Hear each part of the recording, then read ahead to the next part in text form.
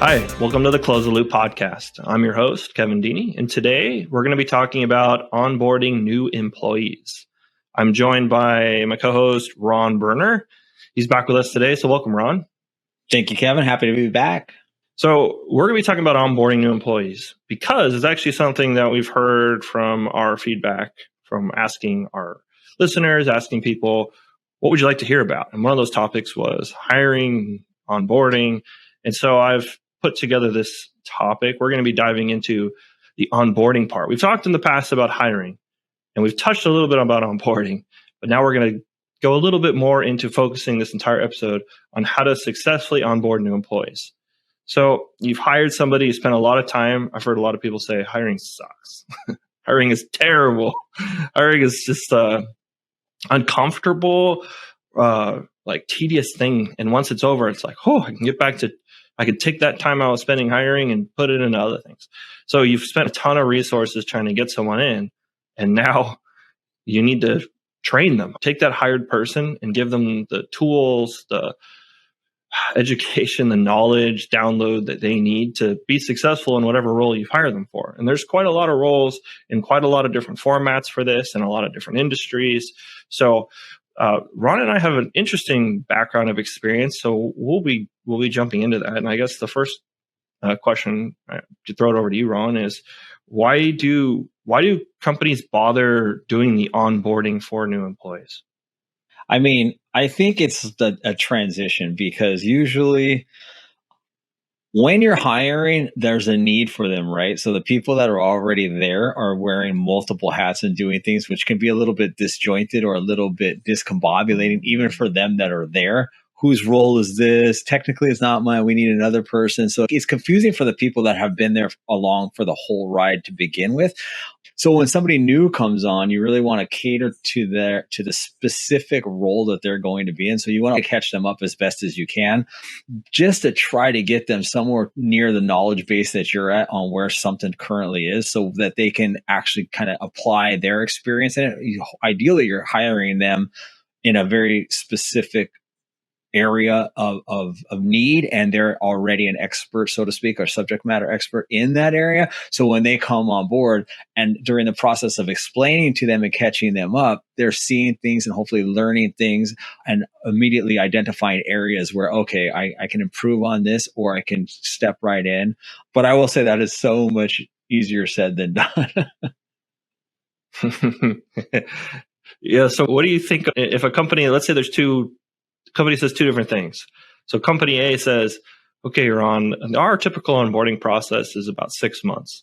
And then company B says, all right, day one, you're going to go. You're expected to perform. So those are two drastically different onboarding lengths. So what do you think of those two possibilities? Well, as the person being hired and stepping into the role during the interview, you're always, or not always, but typically you're like, yeah, I'm ready to go. Throw me into the fire kind of a thing. I find even with my experience in education and quote unquote subject matter expert in, marketing automation in strategy in general, even that with that background, I'm terrified. I don't like that. I thought I did, but the getting thrown into the fire situation, because there's so many moving parts and every company is different, especially if we're talking specifically about marketing, and they're very, very different philosophies and even terminology. You hear contacts and leads and prospects and the funnel, everything is you need to learn how the organization is doing what they're doing. You need to relearn the language because they may be using definitions differently than the way you've known them. So getting thrown into the fire of marketing is something that I am absolutely opposed to these days after experience. I've recently onboarded for a major company, a very large, Kaiser, and they all have an extensive onboarding process, like to the point of almost crawling. Even the HR took 3 weeks, HR being there, just watching videos and stuff. But as far as the learning goes, you get set up with people that are in departments that you're going to work with just as an introductory level, and then just being a fly on the wall for months.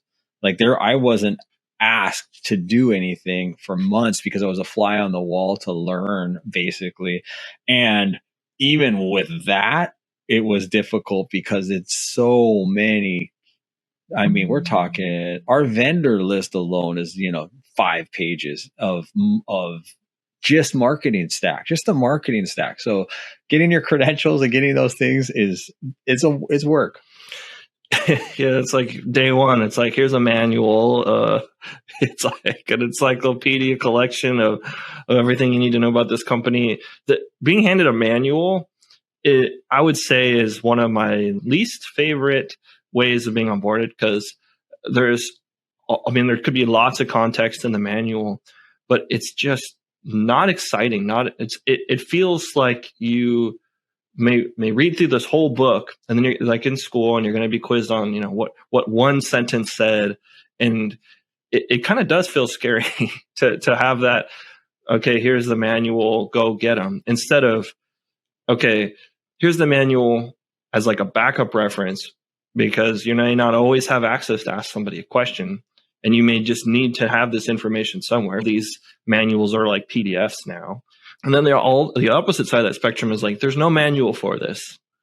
Everything you're going to learn, you either take your knowledge you have coming in, and then you're going to have to digest everything that I tell you or that you learn on the job, which is a lot more like in the fire.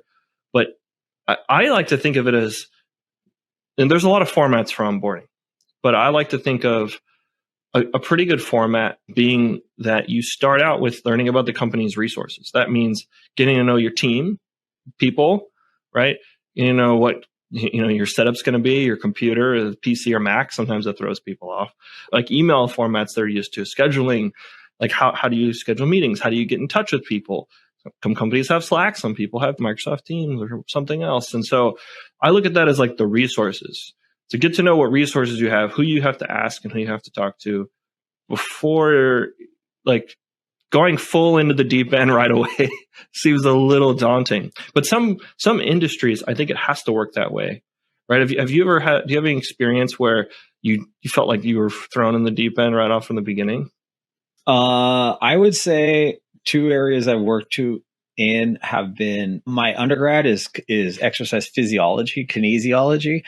And when I stepped in to run health clubs, I mean, I needed to know about the human body. I needed to know how to treat. I needed to know how to help people, whether it would be safety, injury, CPR, all these things. So you're on the floor and you're working one-on-one with individuals for speed and acceleration program or whatever their needs are, regardless of age and athletic ability. Everybody is unique in that way. You're not learning on the job for that. Day one, I mean, you're not a doctor, of course, by any stretch, but at the same time, you have other people's health and well-being in your own hands. So you don't want to have them doing things that are unsafe, that are just not smart. That was one element. And I would say another one, I also worked in the NFL in research and as a producer, and coming from the entertainment background as well, you really don't go there to learn. You should know entertainment very well, and you should be as well knowledgeable as you can about the sport, about NFL, about everything that's going on. There's no time to learn. It's kind of, you're thrown into the fire. And those 2 specifically, but they made sense. And there was little fear in either one of those situations, because I felt I probably was overconfident in both of those, as a matter of fact, saying, hey, this is all, at that time in my life, it's like, this is all I know. So of course I can do it all. And then as we get older now in marketing, and so many years in marketing and getting thrown into the fire, like I alluded to, it's like, okay, let's pump the brakes. And I keep it simple. In my mind, I always say goal, action, obstacle. So you were talking about the manual and talking about reading.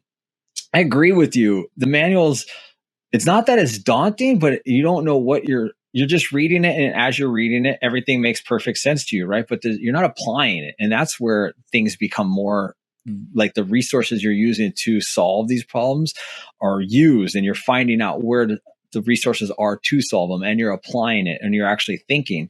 Because I can tell you that when I was going through I'm a Marketo automation user, and when Kaiser was going through all the marketing automations that they have in place, so the person that had built them, the subject matter expert prior to my arrival, is walking me through them and saying, this is why we did what we did. And of course, if they're robust, they're sophisticated. I'm like, well, yeah, it makes perfect sense. It makes perfect sense. That's a far cry from completely reading it and understanding it because I'm not applying anything, right? So now if I need to go build some very sophisticated, segmented sort of dynamic program, now all of a sudden it's like, okay, this is, I need to understand the fields. I need to understand what success looks like. So to me, every question, no matter how big or small, is goal, action to achieve that goal, an obstacle preventing you from getting to that goal. Work in that kind of a mentality. So it's like, I need the goal, I need the obstacle to overcome,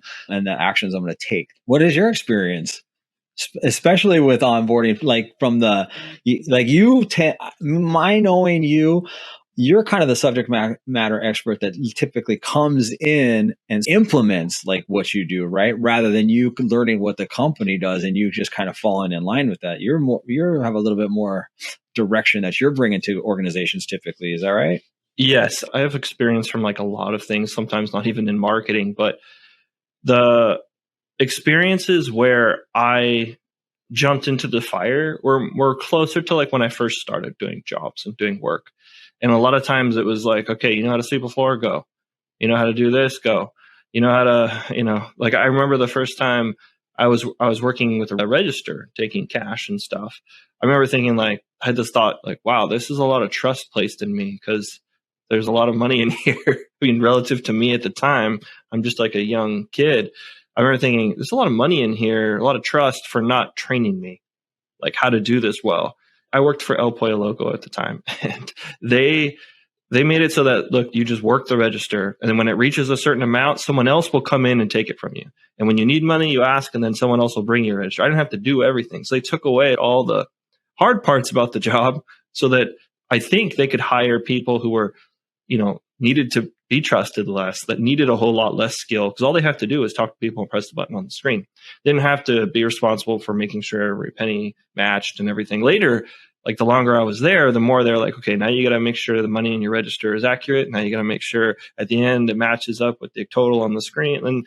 And then now you're going to be working a totally different area. So I could see how they evolved the skills over time and gave me more and more responsibility. But there's another format that I'm not super familiar with, but I have a lot of family and friends who do stuff, and that's like apprenticeship. So that's a style of onboarding where it's like, look, you're kind of jumping in the deep end, but I'll be there with you. I'm jumping in with you. Like that might be the step up from jumping into the deep end and getting right into the fire right off the bat, is someone being like, look, I've been doing this for a long time. Eventually, you'll be able to do it on your own, like plumbers, electricians. A lot of times they have this format. Carpenters, welding will do this. And so you jump in and they guide you, walk you. They may give you little tasks, but over time you're given more skills, more responsibility, larger projects, less of them watching every little thing you do, less micromanagement. Because I think almost everyone strays away from intense micromanagement because they want the ability to see how they're doing without being critiqued every second of what they're doing. So I think apprenticeship is probably that next step up of an onboarding format where it's not 100% deep end. Have you ever experienced the apprenticeship? I have I guess if you want to call an internship and an apprenticeship, because I had my internship for my undergrad, I had to work a year in a hospital, and I chose cardiac patients because I knew I was going to be working with athletes for a career at that time. So I specifically chose cardiac. I love older people because there's a whole story. The elderly have amazing stories that we don't know anything about, right? We just assume they're old people. Well, they were once 20 years old as well, and I loved working with them. And of course, I'm 22 years old or however old you are, senior in college, and I was definitely not thrown to the wolves in that setting, right? There's what I would consider an apprenticeship is I'm with a nurse at all times, and they're walking me through at every step of the way of what their day looks like. It's the resilience in old men who have open heart surgery, and they need to be up and walking within a day. Think about that. That's insanity. So I'm viewing surgeries, apprenticeship, right? I'm just sitting there. They're telling me what they're doing through glass. I'm not in the room, but it's through glass, and I'm sitting there observing. And they're sawing open a chest and doing whatever. Oh, it's insane. And they're doing whatever they're doing, but I'm being kind of talked through it a little bit under the breath. While the doctors are doing this, we're talking about movies. It's insane. It's the most craziest experience I've ever had in my life. Like that's how casual doctors are in knowing what they're doing. So anyway, they'll go into recovery post-op, obviously. Certainly needed lots of rest, and they were kind of out on anesthesia for most of the day. But once they're up that next day, literally, we stand them up and walk them. And of course, they weren't going to leave that all in my hands. I was just there completely as an apprentice, watching them do it to other people until they trusted in me enough to walk and to give exercise and comfort and conversation and all the things necessary for post-op major surgery. That's really my only experience that comes to mind. I guess I did build houses in high school and college for that kind of money that you needed back then, like El Pollo Loco. And I certainly didn't know how to build a house, and I certainly didn't know how to pour concrete and do all those things. So I was not technically an apprentice. However, my friends were, as you alluded to, they're all a lot of electricians and plumbers, and that's union work. So those union jobs is where the apprenticeship really comes in. That is you have to kind of like earn your stripes, especially in the electricians. You have to earn their stripes because, of course, it's highly dangerous. But that's about the extent of my apprenticeship knowledge. Haven't seen it. Can't really think of where it's applied outside of what you alluded to, those gigs. Yeah, well, there are companies where an onboarding takes longer, and it could be the industry. Like you mentioned, there's industry, apprenticeships, healthcare, like doctors. They're not just finishing school and then jumping into the role. There's a lot of time they have to spend residency and other things to perfect the art and of practicing, because there's a lot of risk. Maybe that's one reason that makes onboarding longer. If there's a lot of risk for the company, for the employee, maybe to the end customer, patient, or whatever. So something about onboarding makes it take longer, right? And the answer is probably, well, when it's necessary. It takes longer when we need them to learn more, when there's a lot to learn, when there's a lot that they have to learn by experience. Like it could be like, look, putting a nail into the wood is not going to take long to learn, but where to put it, when to put it, different types of nails, lengths, wood. I mean, spacing. It can get to the point where it's like, yeah, there is a lot of stuff here, and it might be too much to learn in a quick amount of time. Simultaneously, there's probably industries where it's like, look, there's just an infinite amount of stuff to learn. The only way you're going to do it is if you're actually doing it, is if you get thrown in a sense, and then you can make a lot of mistakes because the risk is low. So I think a lot of that contributes to making it longer. But there's one other aspect of onboarding I wanted to ask you about, and that is once you walk a new employee through the resources. Here's other employees. Here's HR if you have a problem or a question about your benefits. Here's the employees you're going to be working with. Right? Get to know them. Here's who's been here a long time. Here's the new hire before you, right? Here is your boss. Here is my boss's boss. Here's like how the company is organized, your computer. Once the resources are out of the way, right? I think the next step is the process. Here's how we do the work, right? Here's the order we do it. Here's the priorities we place in certain things.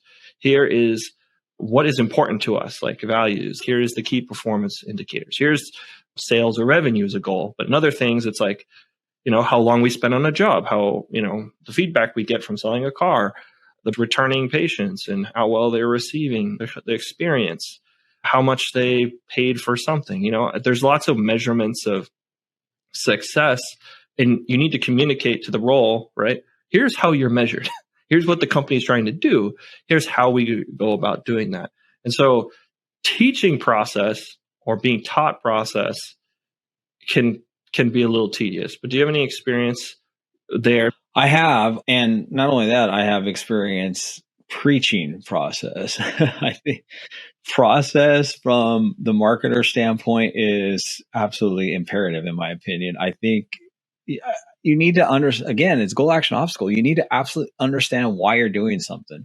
The couple of things I always say in marketing is then what? Everybody has this great idea. Then I say, then what?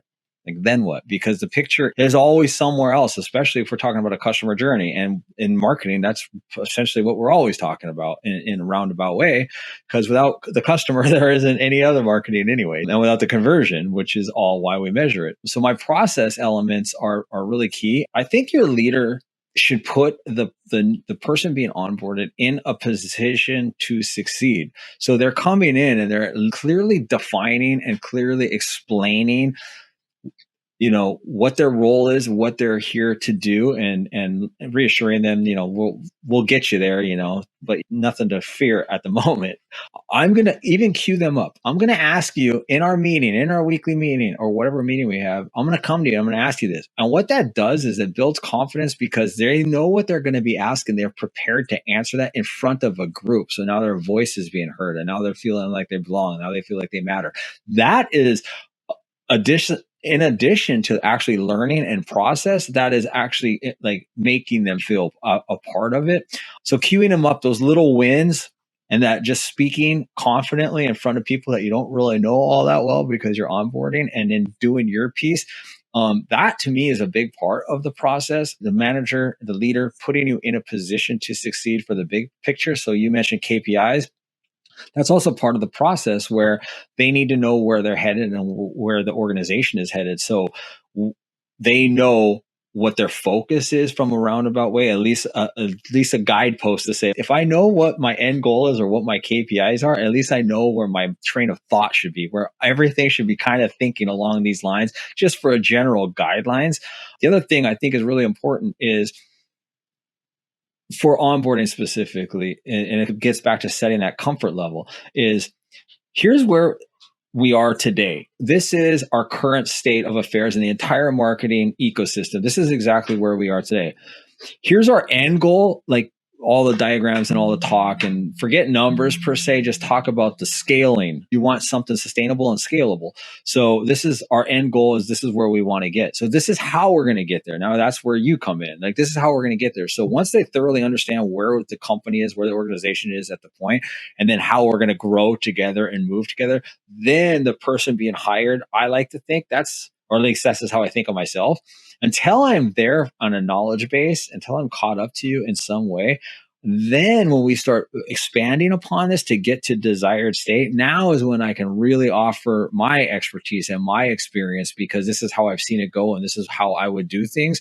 Or here's how I would improve things, and maybe not even improve them, but I see that you've done something in the strategy, in automation, in touch points and sequencing, and I see you've done something differently than I've traditionally done in the past. Can I ask you why you do that? So then now you're having this conversation, but conversation is learning, and learning for both sides is really, really helpful. And that's part, in my opinion, that's part of the process, rather than first we're going to do this, then we're going to do this, then you're going to do that. That is process, but that's a different process. That's down when you're getting into the, deliverables. Like, now we have a project and we need A, B, and C to happen.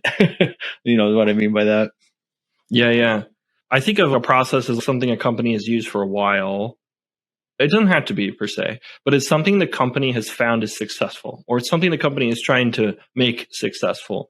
So a lot of times, process is the thing a company is less willing to change. Our manager or your boss or whatever, they'd be like, look, this is how we do it. At a different company that was successful, you might have done it a different way, but here we do it this way. And as a new onboarded employee, you might be like, well, you brought me in here with experience, and I did do things a different way. I want to learn the new way, but at some point you might have to decide, like, is this for me? And I think that comes down to like where process runs up into culture, right? So this is the way we do it here. And here's why we do it that way, because this person always drops the ball. So that's why we always do it. And you're like, oh, wow. So our whole process is wrapped around someone who's dropping the ball. Kind of odd. Or another time it's like, look, we're doing it this way because it's what corporate says, or we're doing it this way because the law says, or whatever it is setting parameters around it. And that's why maybe they're doing it. But within the parameters, there might be a couple ways to do it. Whatever it is they've chosen and staked down, this is how we're going to do things. It sometimes is a pattern that exists everywhere else. I like to think of it as, well, the process is loose here. and it's loose there, and it's loose over here, and it's kind of tight there, but it's again loose there. So then it's like, wow, the process is there, but it's fairly loose everywhere. So then if you think about it that way, the culture is that processes are a little bit looser here, and that's this company. And some people are like, I love that because I love having wiggle room, and other people are like, the processes being loose make it really hard to see what's working. It might be really hard to see why it's not working. It might also be difficult for other people to learn because it's like, okay, I went with this guy today and learned how to spray for pest control. And then I went with a different guy and he does it a totally different way. It is like, well, I was told by this guy that that's the way you have to do it because of the rules. And this guy says the rules don't matter. So it's like, well, man, at the end of the day, onboarding a new employee has to figure out, okay, do I want to job hunt again? Do I want to quit this job? Do I want to start looking again? Is this the culture I want? And so sometimes they just, I'll just go along with this. This is the work I want, or I'm fine with this. I'll see how it goes for a while. But culture is a big deal. So what do you think about onboarding new employees and then figuring out whether the culture is for them or not? Well, I think one thing to avoid, and this has happened to me in multiple stops, too much information. You get paralysis by analysis because when you're new, you're eager. You want to learn everything and you want to know everything. So on one hand, it's good that the company's giving you all of those things. I also know that going meeting to meeting, department to department, and just getting fed stuff, you might know marketing from a overall standpoint, but you don't really know how things are done in the particular business that you're at per se. On some level, look how confusing it is for the people that have been there for years. Like there's a lot going on, right? They've been there for years. You're there for day one and you're thrown into all these meetings and you're just getting bombarded with information. And yes, you need that information, but you just can't get it all at the same time. Not only that, you can't retain it. It's like months later, things will come up and you're like, oh, okay. Now I remember this conversation day one when they told me everything. That's the trick really, is the pace of onboarding and the information that they should have and when they should have it. I found most places I just get thrown into the weeds from too quickly, from not necessarily on what I need to do on a day-to-day for my job, but into information that I'm just not ready for yet, simply because I don't understand how things are working to that point. So it's hard to understand points B and C when I'm not clear on A yet. That's one thing that I really think is the bombarding of information all at one time. Yeah, you make a really good point about the pacing and then the organization, the order of onboarding. Those are huge. And if you get them wrong, let's say an employee, new hire, partway through decides it's not for them and they leave. Now, okay. Now, why did that happen? I like to look at it like until someone is completed onboarding and the manager, I think a leader has a point where they're like, I trust this person's onboarded. They're done with the onboarding. At that point on, I think the responsibility of the onboarding shifts off the manager's plate and they're done with it. But until that point has reached, I think it really is the responsibility of the onboarding person and the hiring person. If it's separate, if it's the same person, maybe better. The responsibility on making sure this person is set up for success relies on them. And so they may need feedback like from someone like you saying, yeah, you gave me the org chart and told me to memorize this, and then later explained who was actually important to ask for certain questions. And so I didn't really remember who it was. And then when I had questions, I didn't remember who it was because it's not something I needed or whatever it is, right? So like the cart came before the horse. And so it was like hard to put it together into a contextual way. At the end of the day, though, I think whoever's responsible for onboarding an employee wants them off their plate because they want to move on and do other things. And they're responsible for it. Because if you spend, 4 or 6 weeks onboarding someone and then they leave, now you have to restart hiring. That's going to take time. We know from previous discussions and stats, it was something like 30 to 90 days is the average time it takes to hire a new person. Then you have to onboard them another 6 weeks, probably, and then hope at that point they are the right fit.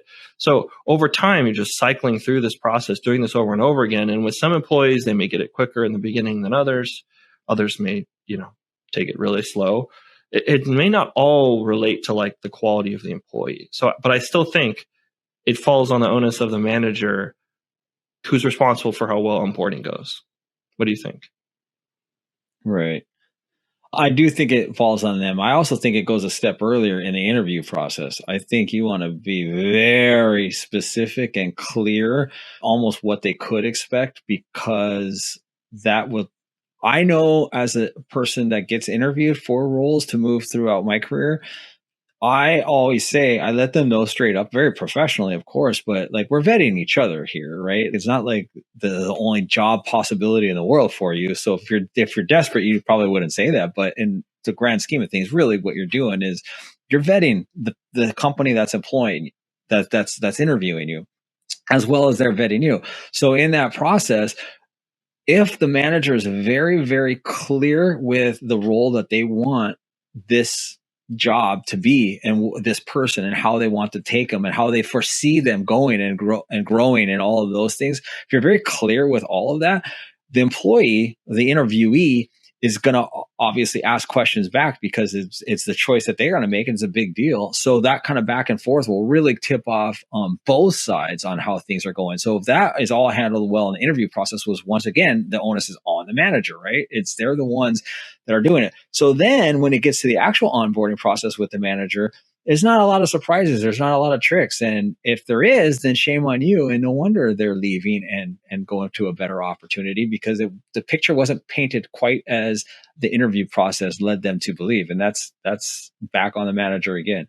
But I do agree with you. It's pretty much the manager's responsibility. And that's why I think transparency, and even something you mentioned earlier about not knowing how long, the loosey-goosey culture and environment, but that's where SLAs come in. So I think I have confidence in an organization when I know specifically that this is the ask, this is the work that's going to be done. We're having meetings constantly to work out this process, as we alluded to.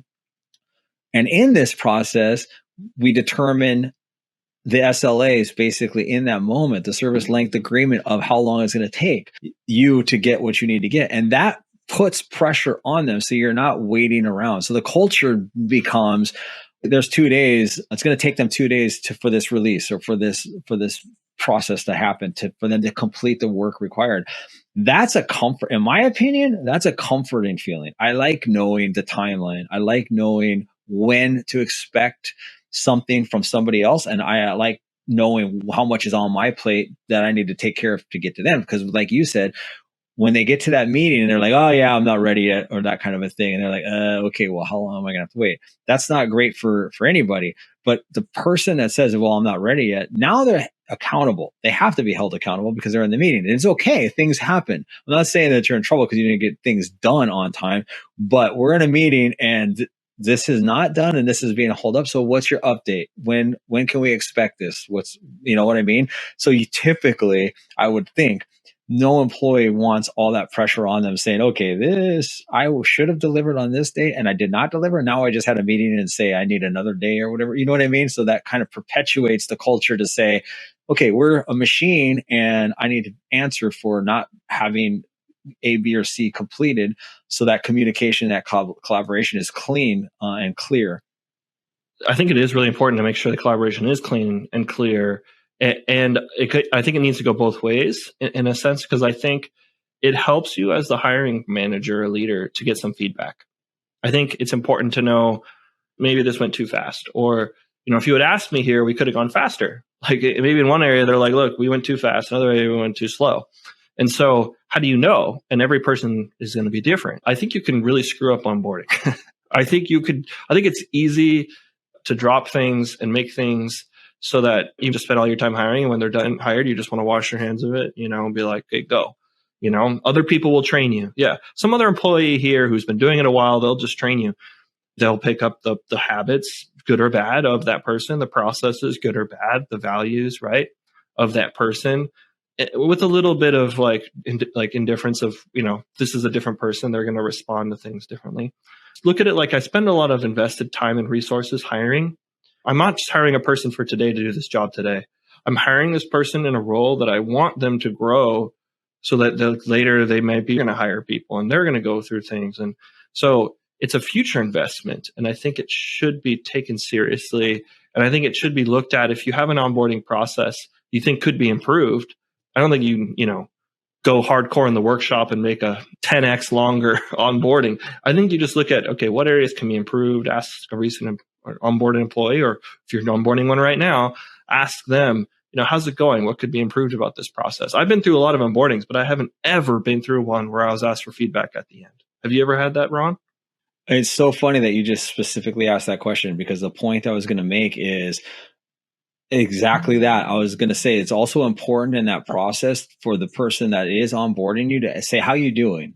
How, you know, are you getting it? Is everything, like, just checking in, just how's it going? If you have any questions, like, let me know, that kind of a thing. So I have had experience with that. And I would say I'm probably the job I have now more so than ever. And it's interesting because this whole conversation, are we talking, like, if you think about a company that has 10 employees or a company that has thousands of employees, right? So the processes are different. The SLAs are different. So that loosey-goosey stuff doesn't really fly in major corporate America. It's more of an intimate setting. And the other thing is like a timeline. So the amount of pressure on an organization as far as how quickly things need to get done, or how much pressure is on an individual, it's really the timeline. It's like, okay, it's going to take us to put our entire marketing stack in this several thousand employee company starting from scratch. It's going to take a few years, right? So literally, you can't do the stuff overnight. So then you just start building. So the pressure feels a little bit less. I'm going through a little bit of that right now. But I will say, I've had leadership high up in the org. I mean, I'm a senior marketing manager, so I'm up relatively high myself, but I obviously still have bosses, and they have been unbelievably generous in terms of asking, how you doing? Are you with us? Because they, like I said, they know how confusing it is, and they've been there for this whole ride for starting their marketing, you know, a little over a year ago. So they just got Marketo a year ago. And so it's still in its infancy for a massive corporation, right? All the things that they have going on are tricky. And when I came on and I started trying to learn, it was so overwhelming in terms of so many things going on that my head was spinning. But they're just checking. They're like, just it's all good. Just relax. Are you good? Do you have questions? And I found that to be really, really, really comforting, just simply to know that I could ask questions when I needed to, as well as knowing that they're like, yeah, look, you're not going to come and save the world. It's going to take us some time. That check-in help, because as a new employee, you're really eager. You want to come in and you want to show them that you're worth it and that you're happy. And it's the next step in your career, either to get a stepping stone for an advancement in your career or to grow within the organization. So you really want to come in and do something, and you're ready and eager and ready to able to go. But you just need to be aware of the fact that by your leadership that they're there for you, and that it's not, you know, overwhelming or too much for you, and that the resources are there. One really important thing about what you're saying there with the resources is trust. So in essence, you may want to, from the very get-go, make sure that this new employee feels comfortable asking questions. Because I think, yeah, the ego's in there. I really want to do well. I don't want to have to ask questions. I want to come in and just rock this thing and them not have to say anything. I want I want to be able to just read the mind of my manager or boss and do everything perfectly. I don't want to ever look bad. I don't want to ever make mistakes. I don't want them to see that maybe like I have imposter syndrome and I'm just faking it till I make it. But that's how pretty much everything is. And it's hard to get over that. And it's hard to create trust right away. You kind of have to earn trust. So it's really hard to set someone up and help them feel comfortable asking questions when they make mistakes. Because I think there's a grace period. I think it's almost always there, but I think that should be well established. Like, look, people make mistakes. Like as an electrician, I'd be like, look, just don't make a mistake here, otherwise you're going to fry. You know, there's this high current running here. So, you know, in other areas, like, look, as a doctor, yeah, you know, it's hard to make a mistake with this patient, but that's why we make them here. That's why we make them now. That's why we ask the questions. And it's really important you do that.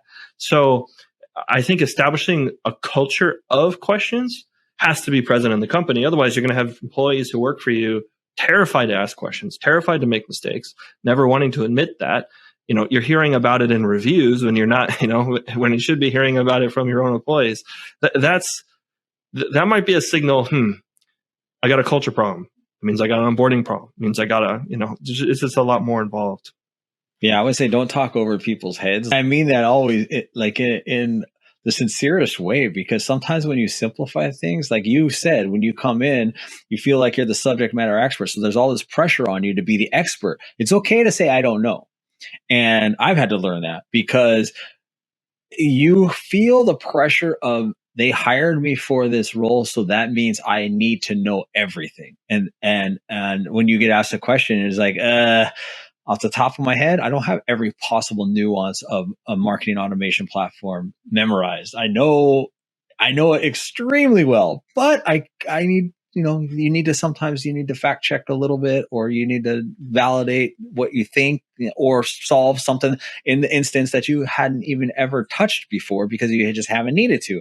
So it's okay to say, I don't know. And it's definitely okay when you keep saying things out loud, then everybody's on the same page and everybody's on board. Because what you don't want is people that are too afraid to ask a question, and they kind of either assume something or don't quite understand from several weeks ago. And now we're several weeks later, and all along, they really weren't quite sure what we were doing, what we were talking about, what the objective was, what the obstacles were.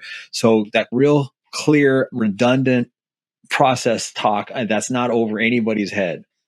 I think as the manager or leader of your business, you've got to own onboarding. You've got to take responsibility for the hiring and the onboarding. I think those go hand in hand. And whatever that looks like for your industry or the role, I think we talked about, it can be very different in terms of length of time, the pace, the format, the style, who does it. Maybe multiple people do, maybe there's shadowing involved. But I think at the end of the day, we've done a good job outlining, that it helps to establish trust, to make sure that employees are armed with, as much as they can in their role to be set up for success. I think that's like what you had said. The goal of onboarding is to make sure that this new hire is set up for success. That is a simple way to put it, and it's difficult to get there. I think it's easy to screw that up. And not only that, it's on the manager too, right?